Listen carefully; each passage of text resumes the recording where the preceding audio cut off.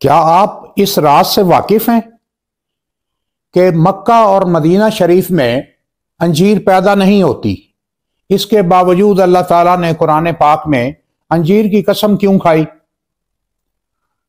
मुहद्दिस हाफिज इब्ने कय्यम लिखते हैं कि अल्लाह ताला की ये कसम बिलाशुबा इस चीज की दलील है कि अल्लाह ताला ने इंसानों के लिए अंजीर में बेशुमार फायदे रखे हैं।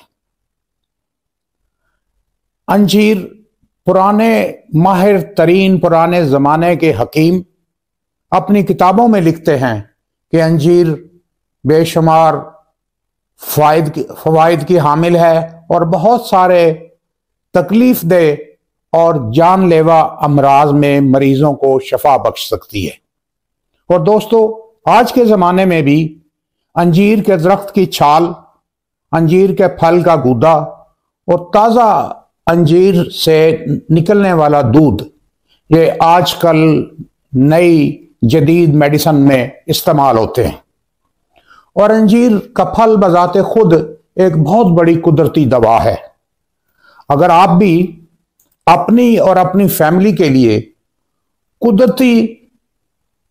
कुदरती तरीका इलाज के बारे में जानने के ख्वाहिशमंद रहते हैं तो मेरी ये आज की वीडियो नहायत तवज्जो, दिलचस्पी और संजीदगी से देखिए और आपको इसमें बहुत आला मालूमात मिलेंगी और आपको बहुत फायदा होगा। मैं डॉक्टर ज़िया अहमद पराचा बड़ी मेहनत से जब आपके लिए बहुत अच्छी मालूमात पर मबनी वीडियो बनाता हूं तो मुझे बहुत खुशी होती है। आप भी मेरे चैनल को सब्सक्राइब कर लीजिए ताकि मेरी आने वाली मालूमाती वीडियोस भी आप तक पहुंच सकें। तो चलते हैं असल वीडियो की तरफ।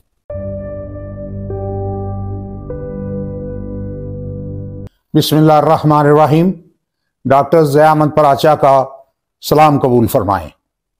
नाज़रीन मोहतरम, आज मैं आपको अंजीर एक अल्लाह ताला की नेमत के फ़वाइद और शफाई खुसूसियात के बारे में बताना चाहता हूं। इसकी शफाई खुसूसियात और फ़वाइद तो बहुत ज़्यादा हैं, लेकिन आज की इस वीडियो में मैं चंद अहम बीमारियों में इसके फ़वाइद के बारे में बताऊंगा। उम्मीद है आप गौर से सुनेंगे और अगर मेरी ये वीडियो पसंद आई तो लाइक भी ज़रूर करेंगे। तो नोट फरमाएं कि बवासीर में नंबर 1, बवासीर में अंजीर किस तरह शफायाबी देती है। बवासीर की 3 बड़ी वजूहात होती हैं दोस्तों। नंबर 1 पुरानी कब्ज़, नंबर 2 तबखीर मैदा और नंबर 3 कुर्सी नशीनी, यानी कुर्सी के ऊपर बैठकर काम करते रहना। ये 3 वजूहात हैं बवासीर के पैदा होने से। इन तीनों वजूहात की बिना पर मरीज के पखाने वाली जगह यानी मकद की वरीदें फूल जाती हैं, उनमें खून जमा हो जाता है और वो नरम होकर मसों की शक्ल अख्तियार कर लेती हैं।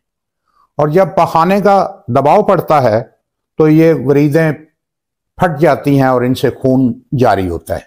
इसको खूनी बवासीर कहते हैं। इन तीनों चीज़ों को दुरुस्त करने के लिए, शफायाब करने के लिए सिर्फ अंजीर ही, उसके शानदार असरात ही इन चीज़ों को ठीक कर सकते हैं। वो कैसे?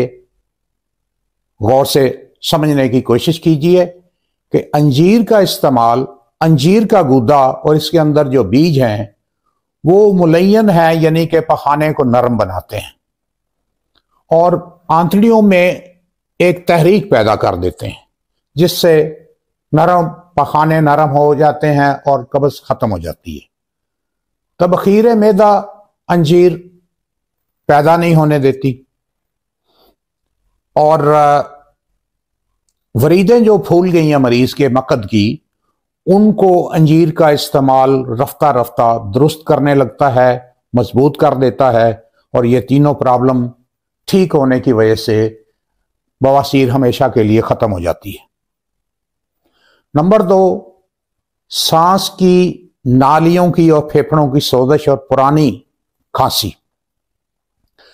अंजीर का इस्तेमाल दोस्तों सांस की नालियों की, हलक की और फेफड़ों की सोजश को खत्म करती है। अंजीर का इस्तेमाल बलगम को पतला करके खारिज कर देता है। यूं ये सीने की पुरानी सोजश के लिए इंतहाई शिफा बख्श है। उसके अलावा इंतहाई मुफीद नुस्खा बताने लगा हूं कि अंजीर के चंद दानों में कुछ मेथी के बीज मिलाएं और उनको पानी में पकाकर खूब गाढ़ा कर लें और फिर 2-3 चम्मच खालस शहद के मिला लें और ये जो नुस्खा बनेगा, सुबह दोपहर रात अगर एक एक चम्मच लें तो पुरानी से पुरानी खांसी दुरुस्त हो जाती है और दमे के मरीजों को अल्लाह पाक बहुत आराम और अफाका देता है। नंबर 3, पित्ते और गुर्दे की पथरी में अंजीर के फवायद कैसे होते हैं, नोट फरमाएं।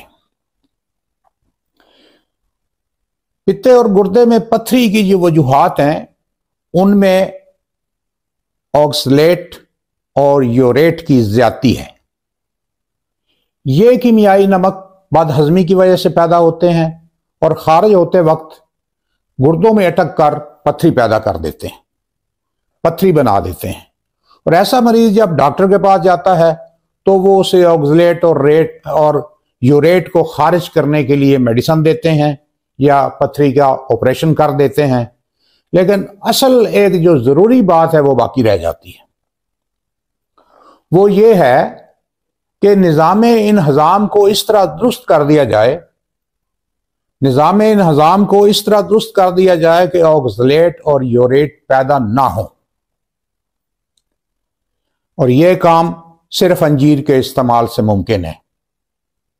अल्लाह ताला ने इसमें ऐसी शिफा याबी रखी है कि अगर ऐसे मरीज को आप अंजीर मुसलसल खिलाएं तो उसका निज़ाम दुरुस्त हो जाएगा, यूरेट ऑक्सलेट की पैदाइश खत्म हो जाएगी और पथरी को अंजीर का इस्तेमाल तहलील करके खारिज कर देगा।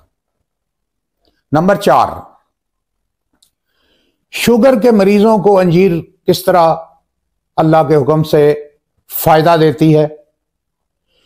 अंजीर में मिठास है, लेकिन इस मिठास की वो किस्म है जो कि अंदर जाकर दूसरी मिठास को और शुगर को हल कर देती है और नुकसान पहुंचाने से बाज रखती है।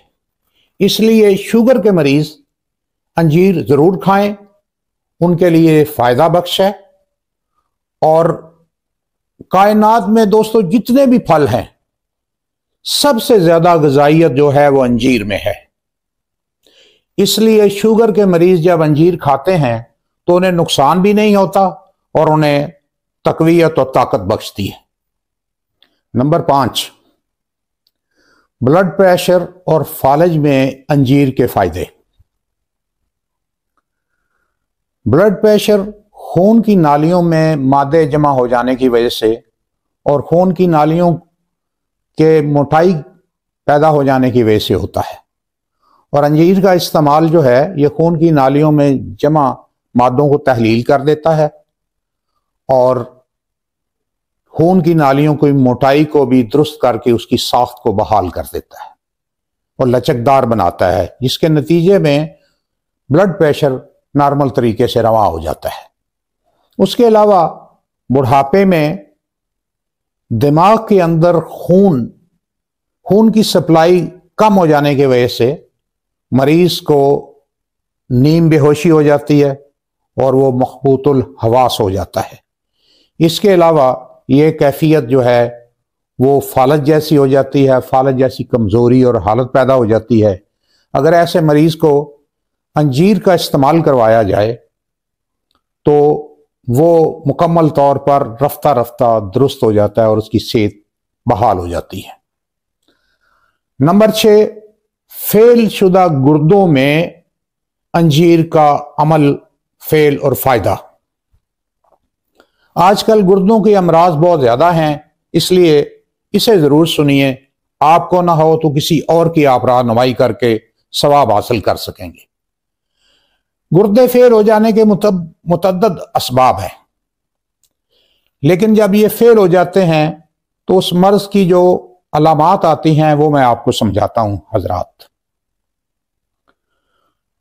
मर्ज की हालत में गुर्दों में वरम आता है, गुर्दों की नालियां, खून की नालियां तंग होने की वजह से गुर्दों को खून की सप्लाई मुतासर होती है, जिसकी वजह से पेशाब में कमी हो जाती है और ब्लड प्रेशर हाई हो जाता है। उसके अलावा गुर्दे की फिल्ट्रेशन जो है वो मुतासर होती है, जिसके नतीजे में हमारे खून में क्रिएटिनिन बढ़ जाता है, पोटाशियम और यूरिया भी बढ़ जाता है, हमारे जिस्म पर सोजन आने शुरू हो जाती है, बुखार और कमजोरी ये मरीज को ये भी आ घेर लेती है।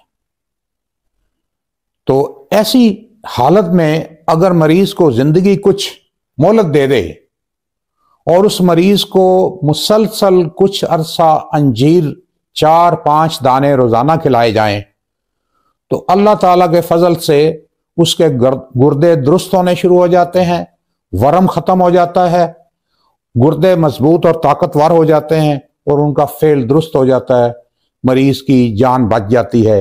अगर आपके इर्द गिर्द कोई ऐसा मरीज हो तो उसकी जरूर रहनुमाई कीजिए। अब मैं आपको बताता हूं कि अंजीर आपको रोजाना कितनी खानी चाहिए और किस हालत में किस तरीके से खानी चाहिए ताकि आप सही तौर पर इसके फवायद हासिल कर सकें। नंबर 1, गर्मियों में 2-3 दाने, नॉर्मल जो लोग हैं 2-3 दाने अंजीर के 1 गिलास पानी में डालकर रात को रख दें और सुबह निहार मुंह अंजीर के दाने खा के ऊपर से वो पानी पी लें। नंबर 2, सर्दियों में 2-3 दाने अंजीर के दूध में पकाकर खाया करें, उसके आपको बहुत ज्यादा फवायद होंगे। बेहतर है कि सर्दियों में पानी में भिगो के ना खाई जाए। उसके अलावा अगर सुबह निहार मुंह अंजीर बादामों के साथ खाई जाए तो पेट के तमाम अमराज दूर भाग जाते हैं। हाजमे बदहजमी के जो मरीज जिनका हाजमा खाना आसानी से हजम नहीं होता, वो हर खाने के बाद एक खुश्क अंजीर का दाना अगर खाएं तो उनका खाना आसानी से हजम हो जाएगा। इसके अलावा एक नोट आपके इल्म में लाना चाहता हूं, नोट फरमाएं कि अगर कोई पित्ते की पत्थरी, गुर्दे की पत्थरी का मरीज हो या गुर्दे के फेल होने का मरीज हो तो उसको 4-5 दाने अंजीर के रोजाना खाने चाहिए और लंबा अरसा खाने चाहिए और उसके बाद इंशाअल्लाह वो मरीज दुरुस्त हो जाएगा और उसकी जान बच जाएगी। उम्मीद है दोस्तों आपको मेरी आज की ये वीडियो की मालूमात बहुत अच्छी लगी होंगी। अगर ये दुरुस्त है तो ये वीडियो अपने दोस्तों रिश्तेदारों को शेयर कीजिए ताकि वो भी इन मालूमात से फ़ायदा उठा सकें और मेरे चैनल को सब्सक्राइब करना ना भूलिए और लाइक भी ज़रूर कीजिए। इजाज़त दीजिए डॉक्टर ज़िया अहमद पराचा को। अल्लाह हाफिज़।